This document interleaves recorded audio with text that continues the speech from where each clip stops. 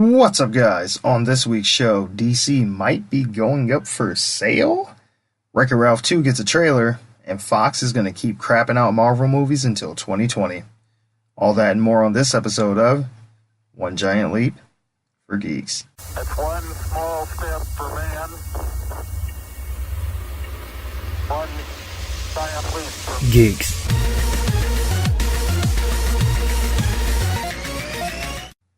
Welcome to another episode of OGLFG, where we talk about movies, video games, and all things in geek culture.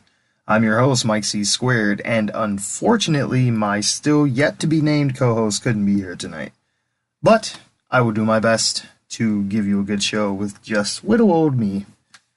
One of the things I wanted to get into tonight was, and what probably brought you to this episode in the first place, with the thumbnail, is Time Warner might be selling off DC? Yeah, okay, so to get into it, there has been for a while this merger that was going to happen where AT&T was going to buy out Warner Brothers, and they would take on, Warner Brothers Studios and, the television, part, and, other assets, under the Warner Brothers umbrella, which would include DC Comics and the intellectual properties of Superman, Batman, yada, yada, yada. So far, it's been under this, kind of, I don't know the legal word for it per se, but basically it's being held up by the government. I do believe they're being sued by the government because the government feels that it is a monopoly, and so AT&T may not be able to actually purchase Warner Brothers. So Warner Brothers, if this happens, is looking to, or Time Warner, I should say, if this happens, is looking to sell off Warner Brothers to somebody. Here, I'm gonna give you the story I'm getting from The Wrap. It says, in addition, a cloud looms over Warner Brothers because of the lawsuit by the Department of Justice against AT&T's $85 billion bid to buy studio parent company Time Warner. If the merger fails, an individual close to the company told The Wrap that Time Warner would likely be broken up into parts and sold separately as Warner Brothers, HBO, and Turner, leaving the fate of DC Comics a bit up in the air. What's interesting about this whole thing to me is the fact that I've been seeing a lot of people, since this story came out, I've been seeing a lot of people online going, sell it to Disney, give DC to Disney. And though I find that shit funny, and I think to a degree, a lot of it is just people fucking around, and, it's kind of become a meme in and of itself just to say that, but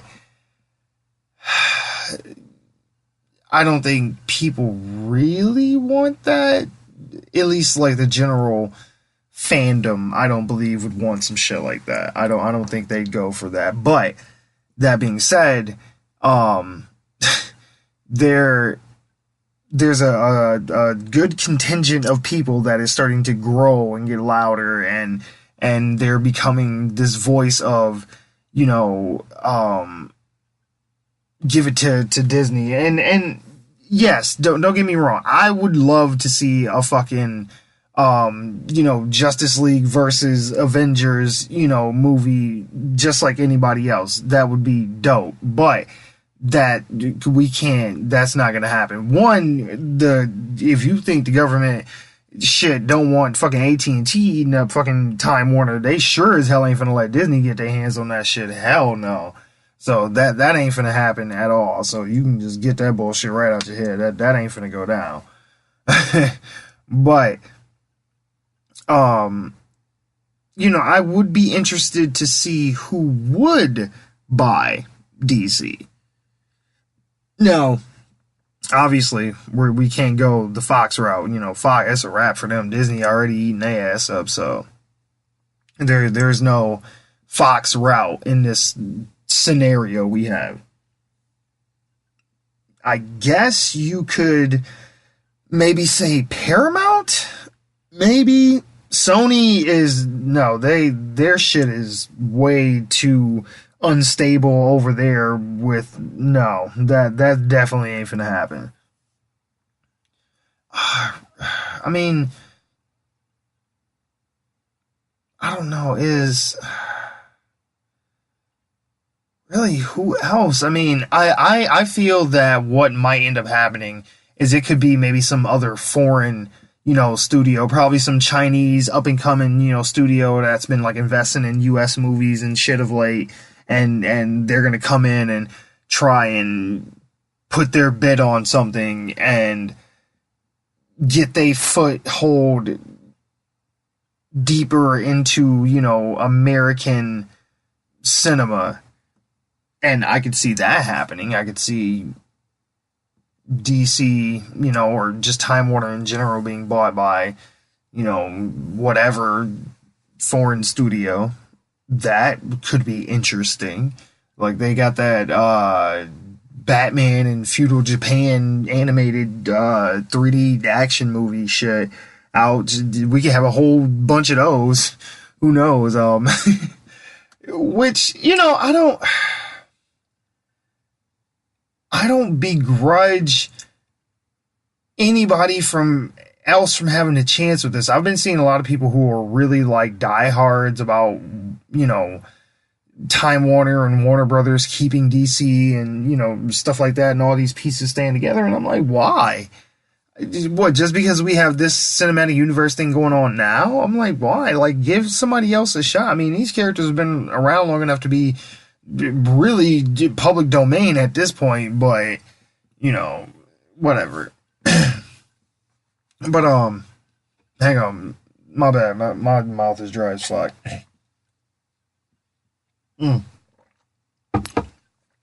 Continue. Fuck, what was I saying?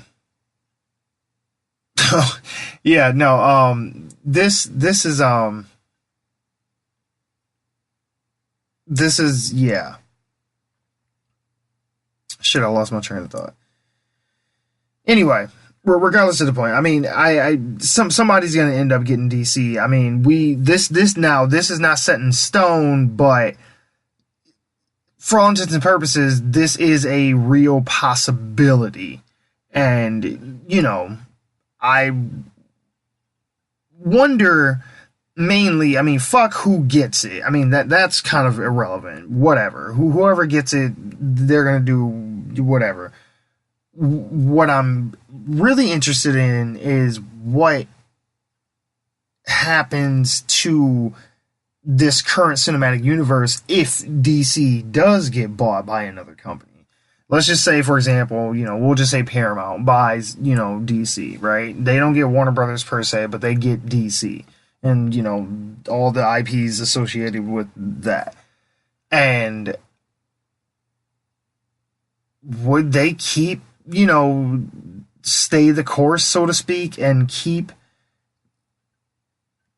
the cinematic universe as it is intact and continue to build off of the handful of movies that the DCEU, or whatever the fuck we're calling this crazy shit now, do we just maintain the status quo with that, so to speak? Is this where we're going to be going forward, or do we scrap this altogether? Because I'm interested to see if they would just reboot the franchise altogether, or actually stay the course and try and keep this on. I mean, we've pretty much, concluded that Ben Affleck is like, I'm done with this shit. Like, no matter what the fuck happens between now and then, like, it's a wrap for him. Like, he's done. Matt Reeves don't seem like he even want Ben Affleck in his Batman movie. So, it's the writing's been on the wall for too long with this shit. Like, Ben Affleck is done.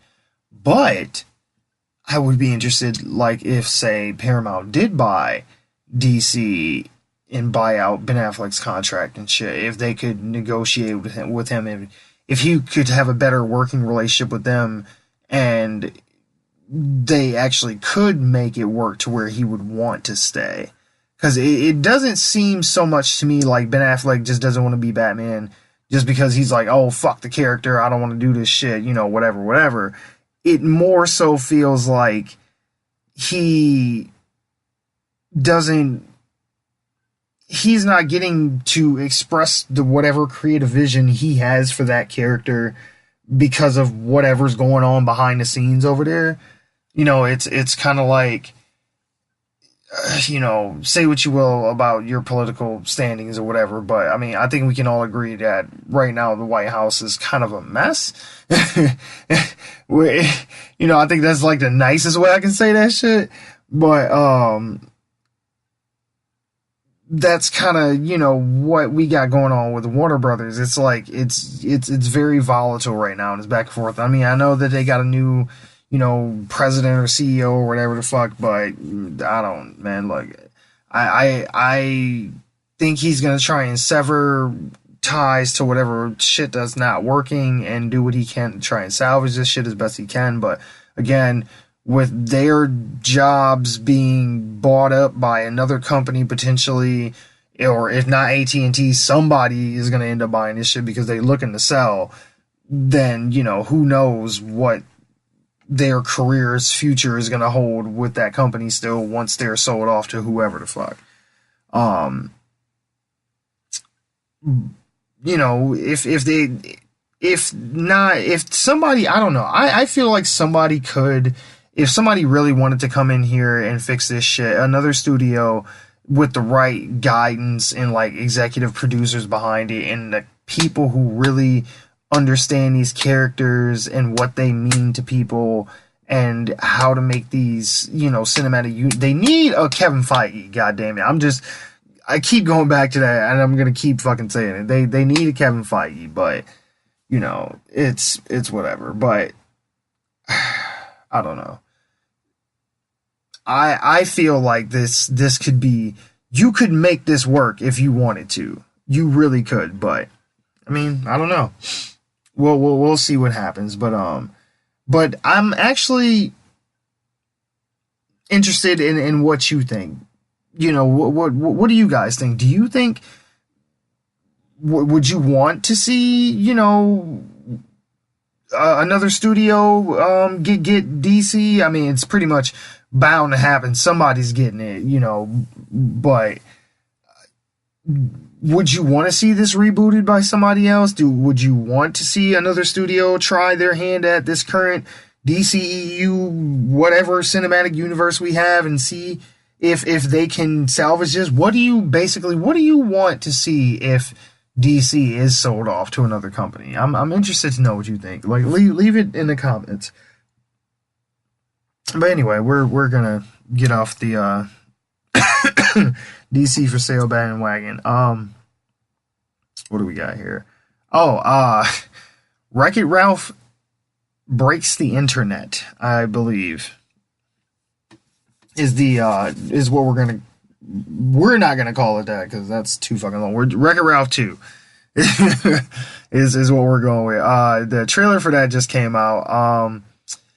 I really enjoyed the first Wreck-It Ralph. That movie kind of took me by surprise. I'm kind of over the Disney animated movies like, you know, Frozen and Moana and all that shit. I mean, you know, some of these, I'm glad that they're doing some more diversity and shit, but I don't know. Maybe I'm just getting too old for this shit. I don't fucking know, but I'm kind of over the animated movies. But that being said,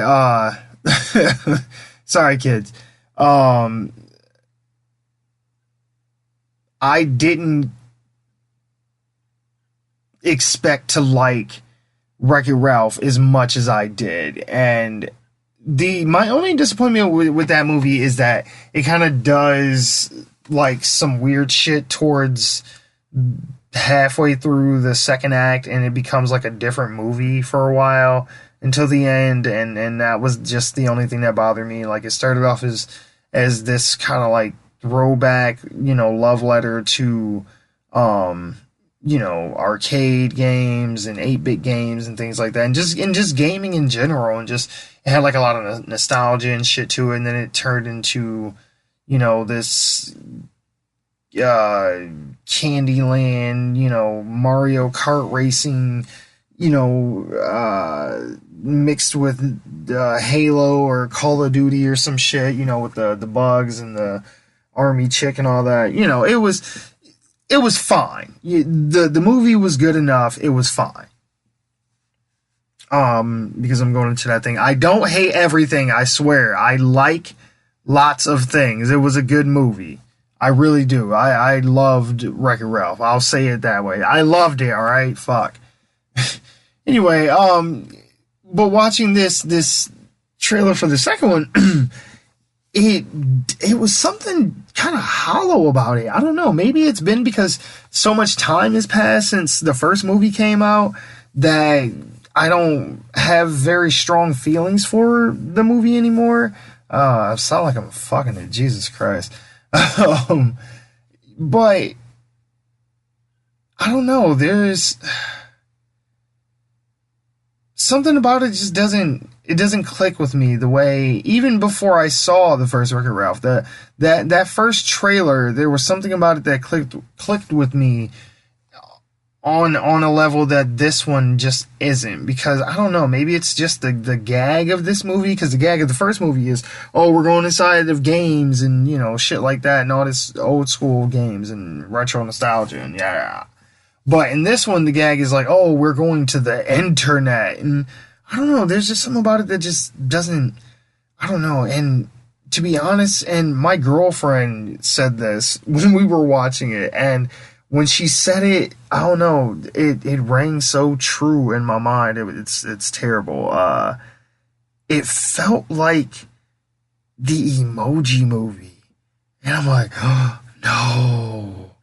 No, it does. Fuck, no. Now that you said it, I can't unsee it. Like, the whole trailer just, it felt like a sequel to the Emoji Movie and not a sequel to Wreck-It Ralph. Like, it had some funny gags here and there in it, but overall, it really felt like the Emoji Movie. And I was like, God damn it, you're right.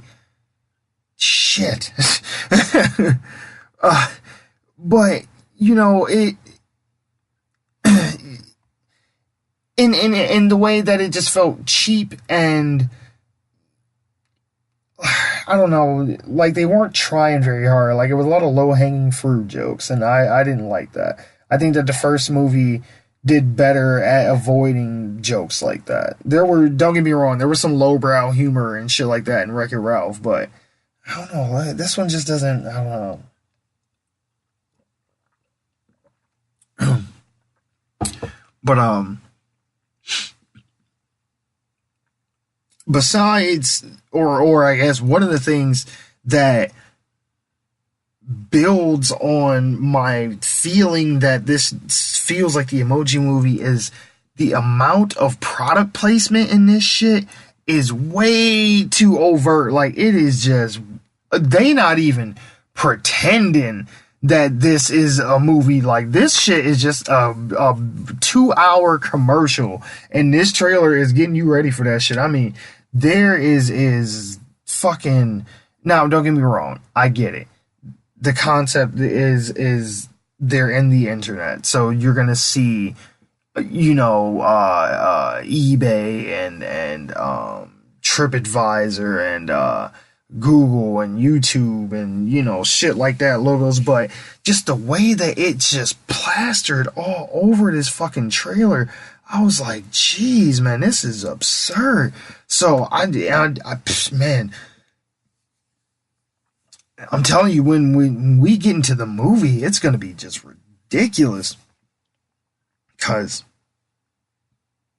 the whole time I'm watching this thing, I'm like, God damn, like, y'all ain't even trying to act like, we're just subtly placing this shit in there. I mean, I remember when Man of Steel came out, and a lot of people were giving that movie shit about how it seemed like especially during that fight that Superman has against the two Kryptonians in Smallville, that there was just product placement all over that. I mean, there's like fucking U-Haul vans and IHOPs and Sears and all kind of other shit, you know, all through the town. It's like, man, this is a small ass town and you got a whole bunch of, you know, like recognizable brand name shit, you know, just all over this little, you know, hinky dink ass town out in the middle of fucking Kansas and shit. And but this, like, even with that movie, I mean, at least they kind of like incorporated it in such a way. I don't know. I mean, they do have the bidding scene on the cat portrait or whatever, where it's like, oh, I can see my soul or some weird shit like that. I don't know. That joke kind of fell flat for me. But anyway, I don't know.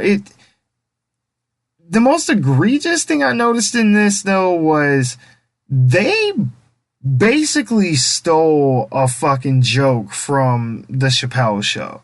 Okay, so let me explain. There's a scene in the trailer where Ralph is walking through what seems like a lobby to some building somewhere, whatever, in the internet.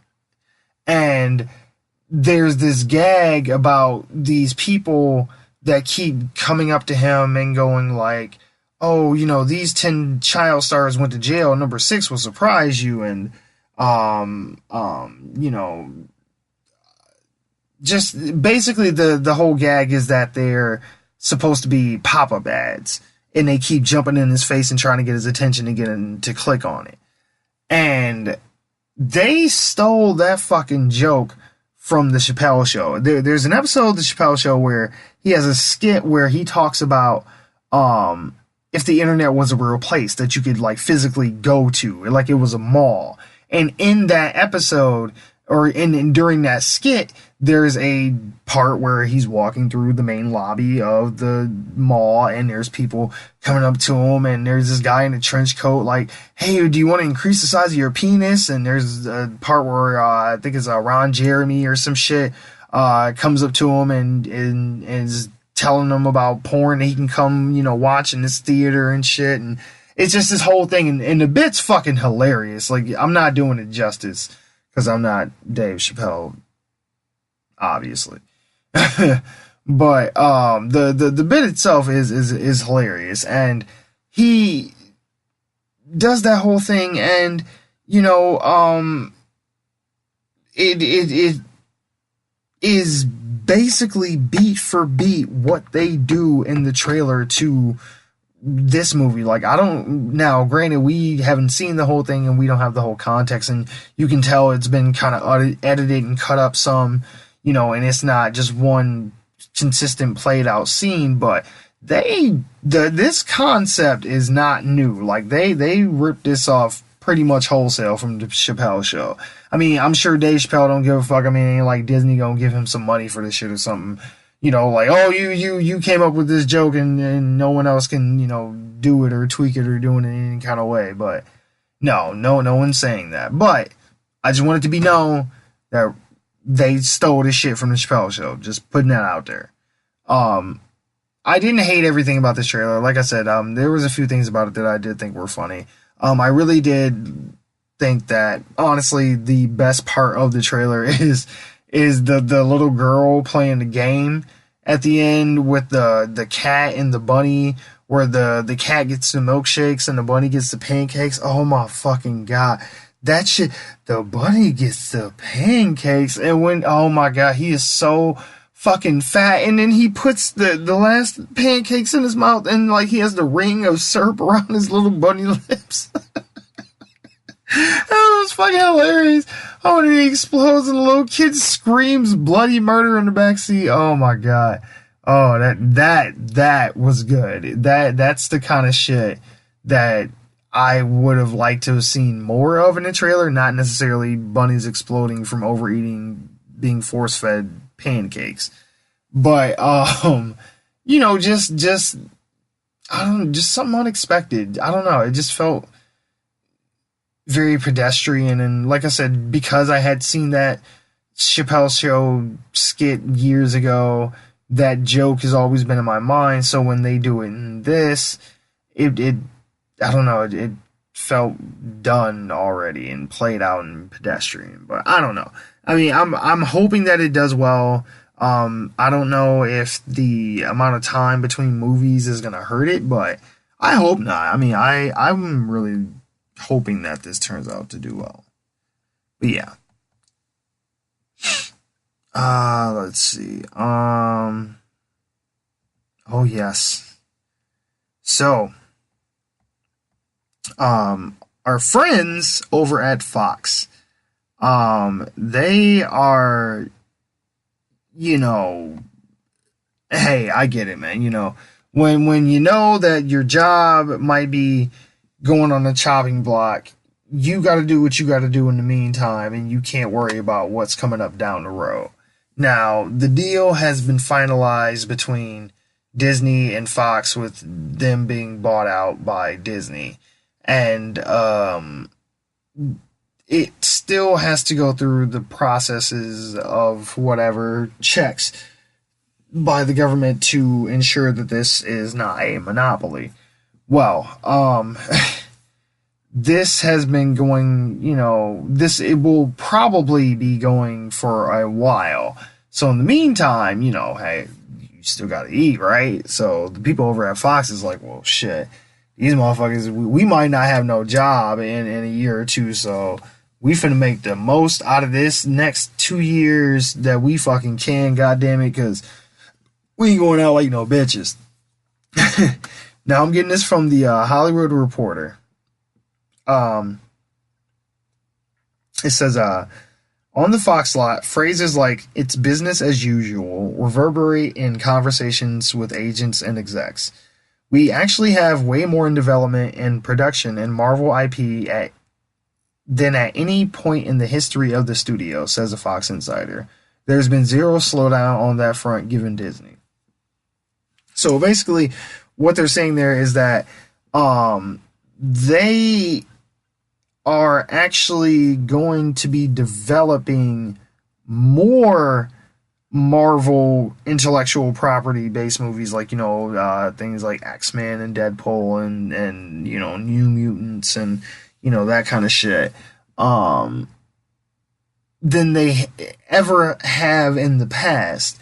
So between 2019 and 2020, Fox is planning to release 6 X-Men, just 6 Marvel-based movies in general. Okay, here. They also say Fox will release 2 X-Men movies this year. Ryan Reynolds' Deadpool sequel on May 18th and X-Men Dark Phoenix on November 2nd. The studio is also planning 3 X-Men movies for 2019, with another 3 expected the following year. So, I mean, if you want to count what's coming out this year in 2018, that's 8 fucking movies alone that Fox is going to put out. This is not counting any of the shit that Marvel has coming out down the pipes. This ain't counting nothing that DC is putting out on their front. Like, Fox is losing their fucking goddamn mind, and they is just throwing everything fucking out there.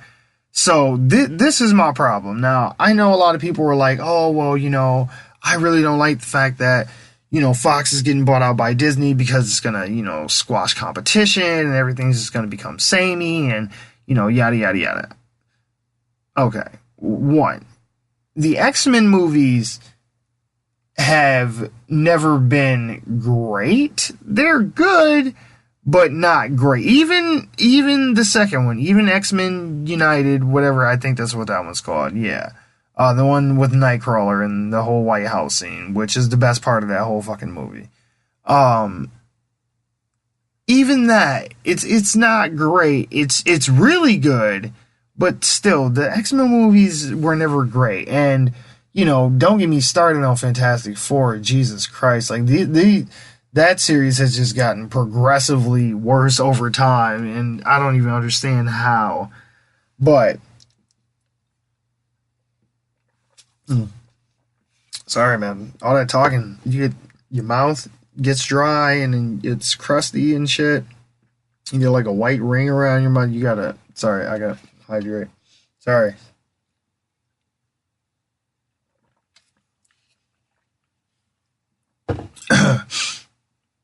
Ooh, okay. Refreshed. Okay, yeah, but no,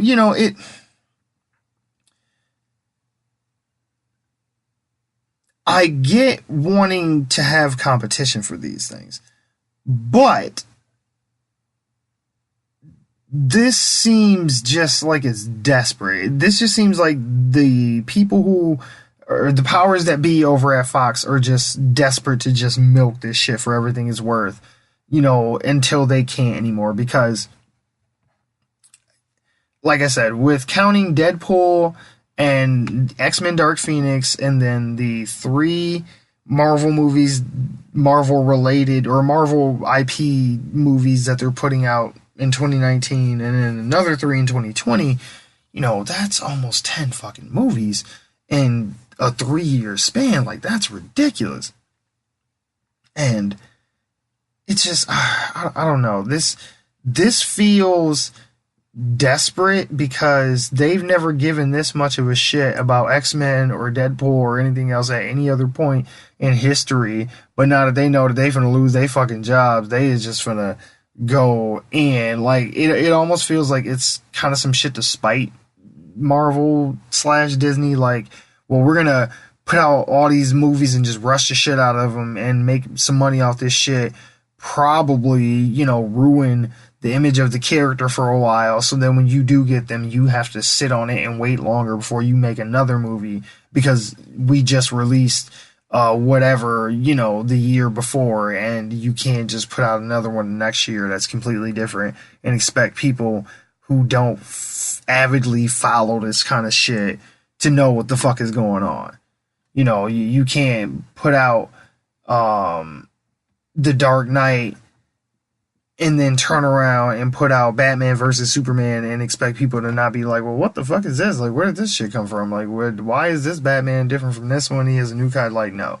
There has to be some time to pass in between these two things to get people acclimated to the idea of, okay, this is not that series anymore. Movie nerds and geeks and all that kind of shit. Like, we follow this shit and we know about it, but, or if you don't know about it, I'm here to teach it to your ass.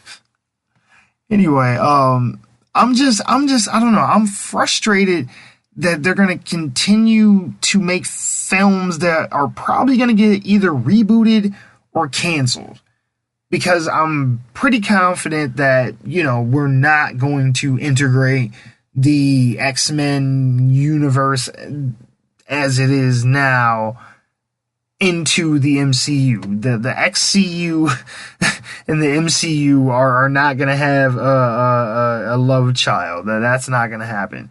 If the X-Men are integrated into the MCU, or when they are, I should say, it won't be these current iterations of these characters. I can guarantee you that. Marvel, Kevin Feige is not, no. That ain't how that motherfucker roll. Like, if you coming on his team, then you finna be a part of his team, and he will choose the team that he want to roll with, because you got to sign up these people for years. This ain't just some rash decision that they gonna make. So I'm pretty sure that they not just gonna go and adopt this universe. The XCU is not gonna just come over to Marvel. More than most likely, they're gonna reboot anything that they put out. Deadpool is kind of an anomaly because they could get away with rebooting everything, the Fantastic Four, X-Men, whatever, and leaving Deadpool the way he is with Ryan Reynolds, and everything would be fine because his character is so outside of everything else. Do you know? No, you don't know. Well, you might. I don't know. You can't respond to me to let me know. So, but you know what I'm saying. Yeah, I don't know. They could let Deadpool still do his thing and not have to fuck with him and completely just wash clean and start over with everything else. And I think it would still work out and be fine. And it would actually be even funnier that he would make references to the fact that, like, you know, say for example, the new Cyclops, he could, you know, say like, hey, you know, you look different, or yada yada, like, oh, this is the third time you got a facelift or something, you know, shit like that. Who fucking knows? I don't write jokes for obvious reasons. But I don't know, man. These motherfuckers, they wanna just keep milking this shit and putting out these Fantastic Four, or I'm sorry, these X-Men movies, and they want to make obviously they're gonna make Deadpool into a trilogy, so there's gonna be a third one. I'm sure that's gonna be somewhere in there. But the fact that these motherfuckers is trying to crank out fucking a Doctor Doom movie, they want to reboot Fantastic Four again. Like, come on, man. Like, leave that shit alone, like, for real. If nothing else happens, please give fucking Fantastic Four to Marvel. Like, let somebody else try with this shit, because y'all done fucked up Fantastic Four so many damn times. It is disgraceful how y'all doing them. Like, the first two Fantastic Four movies I don't care for, but they are masterpieces compared to the shit that we've gotten since then, because god damn, I don't know, man. I don't want to see Fox do another Fantastic Four movie, because it just goes back to my same thing of this shit's gonna get rebooted or canceled anyway. Like, why even bullshit and try and start up this universe that's not gonna survive the merger or the buyout or whatever the fuck you want to call it? Like, it's just not. Like, Kevin Feige ain't finna go for that shit. He gonna do his own thing from the ground up. He ain't taking on your shit and adopting it and going from there. Like, it ain't finna happen. And then, you know, with the Doctor Doom thing, you know, it reminds me, I can relate it to, like, the Venom movie. Like, it's a mistake. It's a mistake. Yes, people like the villain. People, usually in movies, if you have a good villain, a good charismatic villain that you can empathize with to some degree and understand their motivations and where they're coming from, and you know, just like seeing them on screen overall like that, that's a good villain. And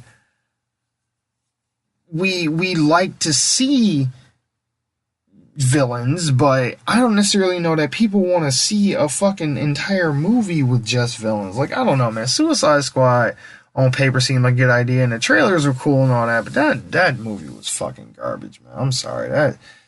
It was just biggity bullshit. But I don't know, man. Don't do it. Don't make a Doctor Doom movie. Don't make a Venom movie. Don't stop with all this making villain movies. God damn it, shit. Just stop doing that. Leave that shit alone. All right, we're getting off of this shit.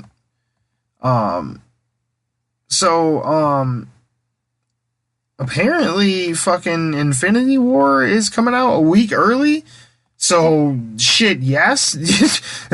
that came like randomly out of nowhere. I was not expecting that shit. There was some kind of exchange back and forth on Twitter that Robert Downey Jr. had with Marvel. Now obviously, you know, this is being played up, this aspect of it, for, you know, PR reasons and, you know, to get people hyped for it or whatever. You know, obviously there was discussion about it prior to this, and people decided, you know, what the release date was going to be, and this, that, and the other, yada, yada.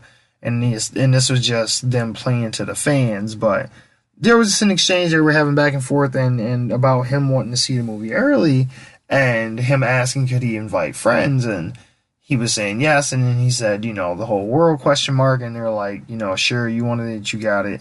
So now Avengers Infinity War will be coming out on April 27th instead of May 4th. And I'm getting this from Entertainment Weekly. It says the wait for Avengers Infinity War just got shorter by 1 week, at least in North America.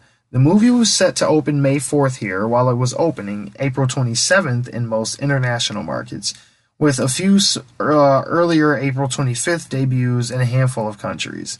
Sources at Marvel Studios and Disney tell EW they decided to change course and open the movie worldwide on the same day. They did so via a little exchange with Tony Stark, and like I just, explained. I am anything that gets this out sooner, I support that shit. Like you will not find no point where I'm gonna sit here and go like, well, I don't think that they should put out Infinity War a week or yes, motherfucker, 2 weeks early if you could. Jesus, please. Now, why is it not in theaters today? This is a good move on Marvel's part, though, for a lot of reasons. It's probably a good idea to space this out because you got Deadpool and Solo all coming out within like a 3-4 week, span of Infinity War. So it's probably good to space this out, give it some room to breathe this first few weeks initially, and then bring the competition out around it, because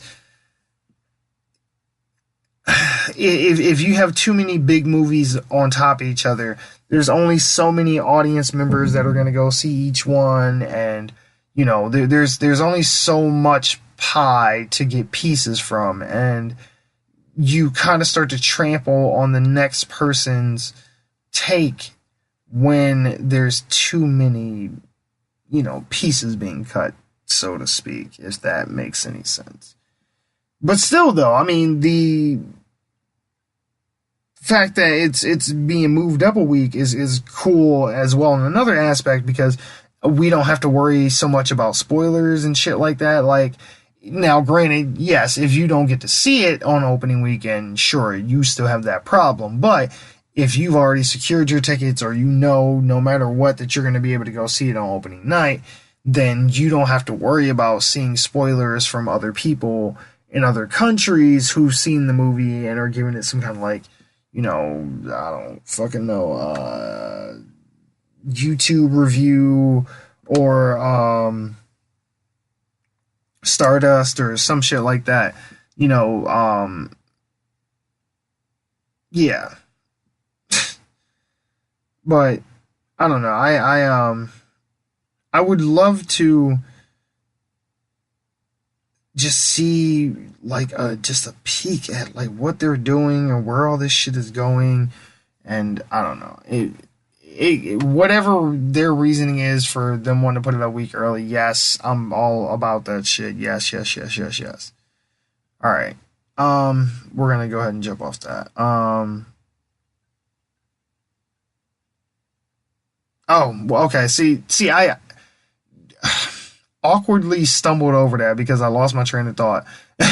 I saw something and then it threw me off, and I lost my train of thought, and I couldn't remember where I was going when I was in the whole explaining the having people on YouTube doing reviews and apps like Stardust and things like that.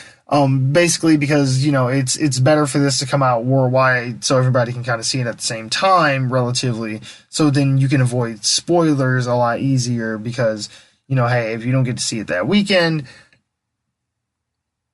that's a different thing. But if that you are going to be able to, you don't have to avoid certain things on the internet or be afraid to get online, because no matter what, we've all seen it around about the same time. So that's cool. That's cool. We had one other thing here. Oh, okay. So, there is a podcast, run by a couple of guys. They have a group on Facebook too. If you're in the podcasting community, you may have seen them before, or know of them. They're the guys over on Pod Tips, is the name of the podcast. And what they do is they basically, their show is about just helping answer questions about podcasting, equipment, and just other general questions that you may have, about starting a podcast or running one in general. But they recently had an episode where they spoke about whether or not you should swear in your podcast.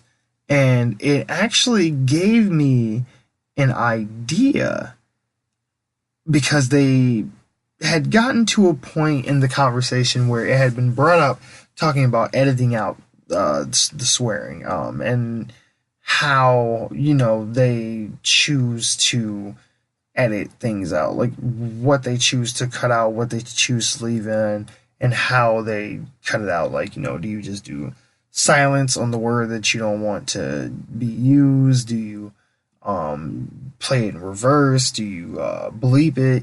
Like, how do you go about concealing that explicit word? And it gave me, an idea, and I got kind of inspired while I was listening to it.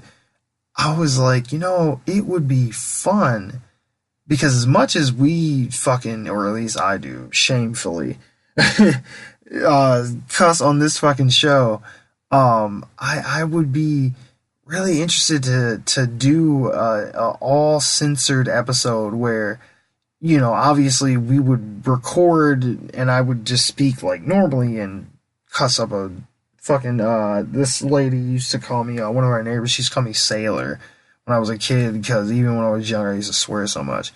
But to just go through the episode and just bleep out every time, myself or Mel swears at any point.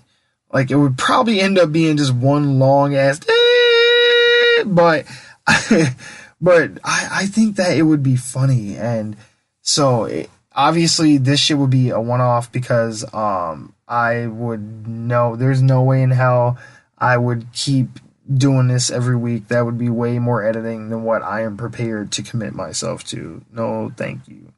But still, I just thought it'd be something fun to do. So, leave that in the comments. If that sounds like something you guys would be interested in. It could be some little bonus episode. I mean, obviously this would be something down the fucking road. Like, we're not gonna do this shit, next week. Like, no. Next week though is special, because next week is gonna be our official 10th episode. Technically, if you count episode 0, it's episode 11, but we're not counting episode 0 as canon. So, yeah, next week will be our official episode 10. And at that point, we should have a name for Mel as well. And this whole censored show thing won't be, a part of that episode, but at some point down the road, probably not too far down the road though, I do want to do these censored episodes, so I think that will be fun. But like I said, on March the 11th, we will be celebrating our episode 10. We have a poll going on Facebook right now, trying to get my co-host a name figured out. If you haven't already gone there to vote, just join the One Giant Leap for Geeks Community Hub Facebook group, and you should see the poll there. Just go ahead and vote on that.